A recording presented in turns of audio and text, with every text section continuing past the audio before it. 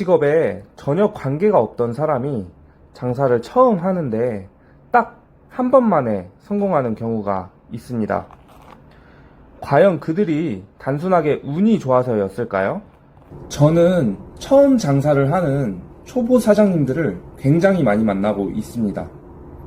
근데 그분들 중에서 성공하는 사장님들은 확실한 특징이 있더라고요.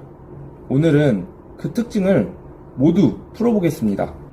한 번에 성공하는 사장님들은 창업한 이유가 아닌 창업하기 전부터 남다른 특징이 있었습니다. 자, 프랜차이즈를 오픈한다고 치면 무조건 다른 매장에서 직원으로 일해보는 겁니다. 그것도 한 개의 매장이 아니고 여러 개의 매장에서요. 이게 왜 중요하냐면 사장이 되겠다는 마음을 먹고 일을 하면 보이는 것들이 완전히 다르기 때문입니다. 상권, 고객층, 본사 성향, 노하우, 수익 구조 등등 보이는 게 너무 많을 거예요. 조금 더 쉽게 말씀드려 볼게요. 아무리 같은 브랜드고 같은 교육을 받아도 매장마다 일하는 스타일과 노하우에 큰 차이가 있습니다. 예시를 들어보면 프랜차이즈는 소스를 공급받아서 물에 희석해서 사용하는 경우가 많잖아요. 이 경우에 어떤 매장은 휘핑기로 열심히 휘저어서 사용하는 반면에 어떤 매장은 핸드믹서로 손쉽게 섞어서 효율을 높입니다. 우리 식당 일 하루 이틀을 할 것도 아니고 이런 작은 효율들이 365일 쌓이다 보면 아주 큰 차이를 만들게 됩니다. 여러 매장에서 일할수록 좋은 노하우만 쏙쏙 빼서 내 걸로 만들 수 있겠죠. 여기서 한 발 더 나아가면 각기 다른 여러 상권에서 일해보라는 겁니다. 같은 브랜드라고 매장마다 손님의 성향까지 똑같지 않습니다. 어떤 매장은 점심 매출이 더 높은 반면에 어떤 매장은 저녁 매출이 더 높습니다. 그래서 오피스 상권에서도 일해보고 주거가 기반이 되는 상권에서도 일해보고 복합 상권에서도 일해보라는 겁니다. 신기하게도 같은 브랜드인데 고객층이 전혀 다른 걸 느끼실 거예요. 그러면 나는 어떤 상권에 들어가야겠구나 라는 답이 나오겠죠.